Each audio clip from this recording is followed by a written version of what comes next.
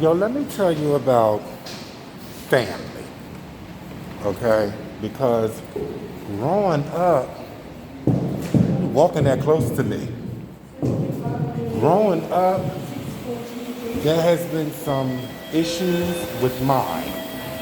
And I have been through, and this is not to say that my issues or my pain is any worse than someone else's, but what I am going to say is I have been through some shit in my life, okay? And a lot of people wonder why is she so aggressive, or why he's so mean, or why he got daggers for a tongue, and why is he so cutthroat and this and that. It's not that. I am none of those things. I'm not angry. I am just a straight to the point individual. I am a no nonsense individual. I don't have the patience and the time or the mental capacity to be dealing with foolishness. Now, a member of my family is having a birthday party for my mother.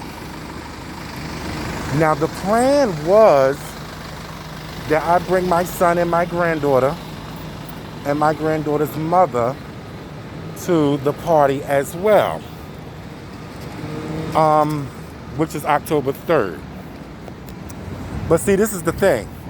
I, separately from this, had already had, some type of notion or plan to bring my granddaughter and my son to see my mother, because she haven't met the baby yet. That would make her day. That would make her world. And she haven't seen my son in a minute, and I know that also would make her day, and make her world. But the member of my family who was going to have this big event for my mother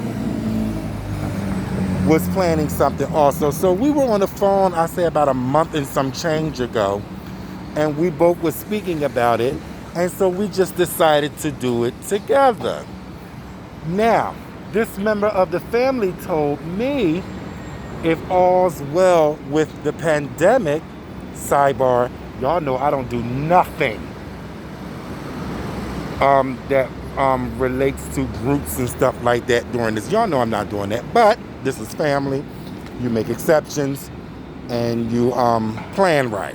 But okay, I digress.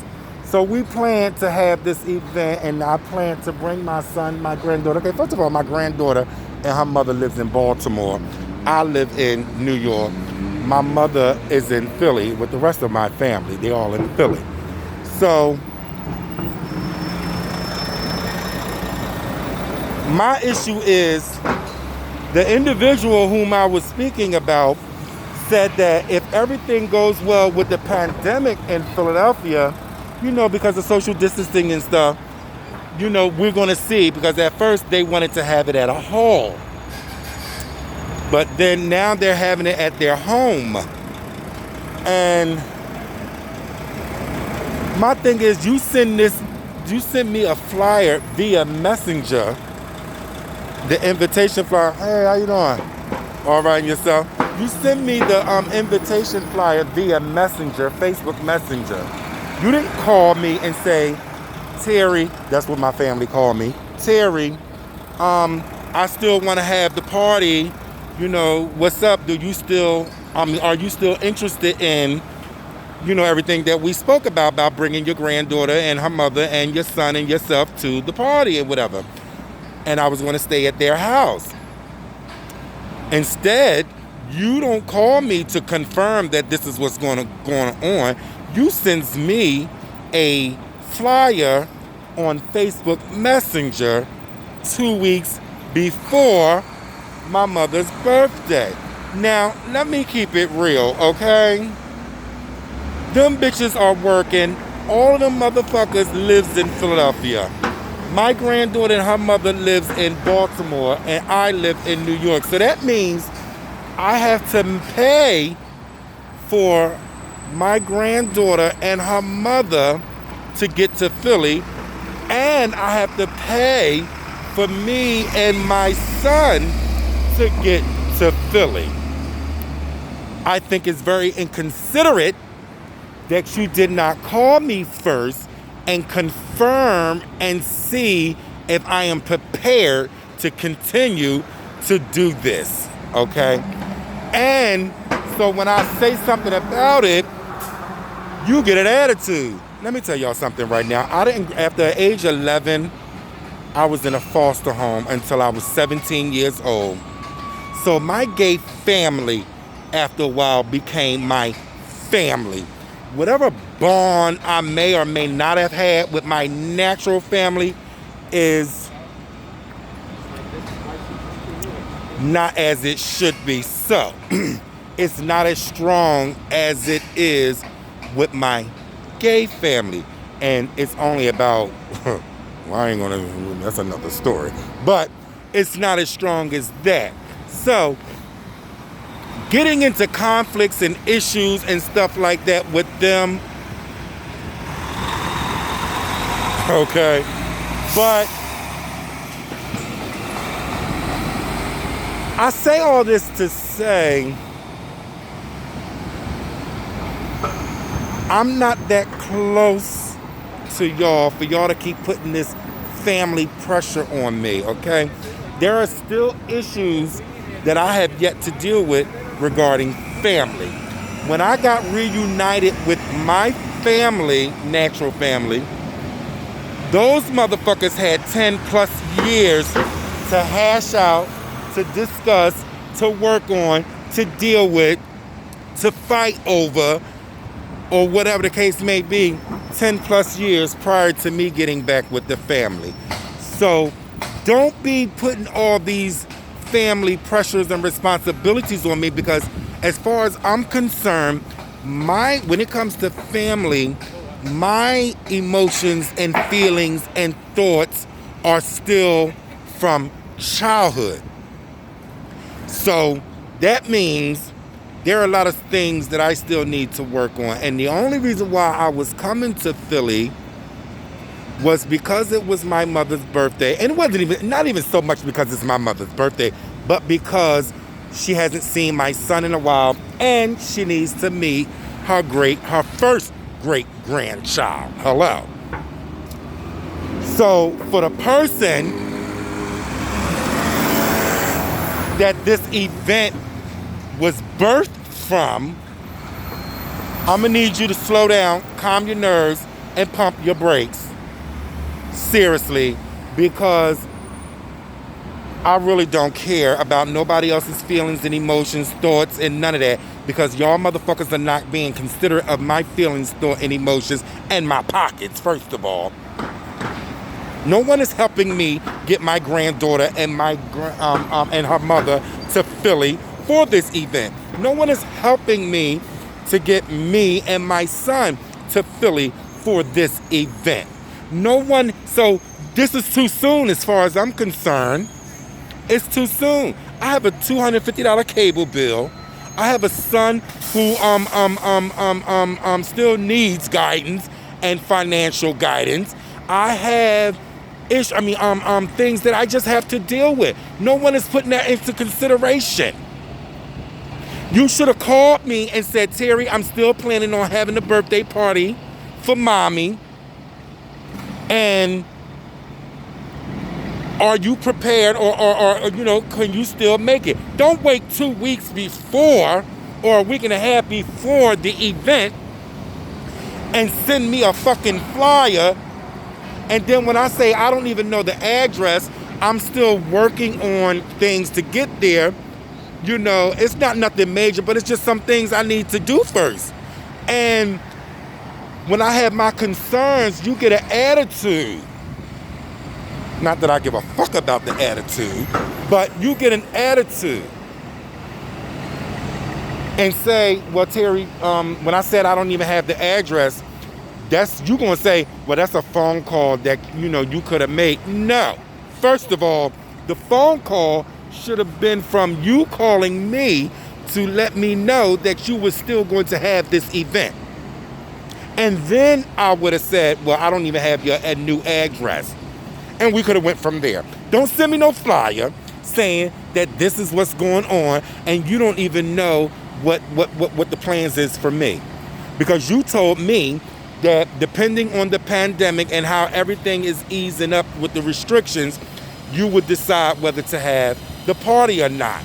So don't tell me that's not what you said. Don't tell me that was not in the plans. So I'm not going to make no plans unless I know what you're doing. That's my thing. Family is a mess. I still have issues. I go to group therapy. I go to my one-on-one sessions. You know, I'm not fucking crazy, but I got some shit I need to work on. You know what I'm saying? So when people say, oh, you coming off aggressive and la la la, don't judge me, bitch. Find out what the tea is. Okay? Find out why I'm aggressive. Find out why I'm passionate about certain things. Find out why I have issues with certain things. My family had 10 plus years to deal with whatever bullshit that they had to deal with from childhood. I didn't. Okay, I didn't. The last time I was in Philly for any event was 2014, April 2nd. And that's when I got out of jail. Okay, and I came back to New York. That was the last time I've been to Philly. I don't go see my family like that because of issues that I'm dealing with and because of my moral compass to where as though, you know, I don't want to bring up certain things because my mom, she got her own demons and I see that. And being a person with their own demons, I see it. My mom is fragile when it comes to emotions because she just went through so much in her own life that I don't like bringing up certain things. There's issue between me and my brother. Okay? There's issues with me and my brother and things that went on when we was kids in childhood. There's issues with my family as a whole, immediate and secondary, cousins, uncles, aunts, nieces, stuff like that, that I still have to work on. As a child, I was young, black, gay, living in a dysfunctional family in Philadelphia, projects, Whitehall projects in Frankfurt. Now, I'm not saying my mom don't love us or there was not love in the family, but we didn't have your traditional love. You know what I mean? Oh, boo-boo, everything gonna be... We didn't get pampered. We didn't get all that bullshit you see on TV. No, we had tough love. We had realistic reality love. Like, we coming from hard times, so we ain't got time to be sitting here pampering no motherfucking body. You know what I'm saying? But there was love there, but it was dysfunctional love, but it was love. But I took the brunt of a whole lot of dysfunctional shit that went on in my family because of the fact that I was gay and ostracized from... I'm gonna tell you, the only people that I was really, really, really safe around was my Aunt Cheryl, my mother's twin, and my grandmother. My grandmother would whip everybody's ass in my family for disrespecting me or doing anything wrong to me. I was always aggressive individual, you know, growing up.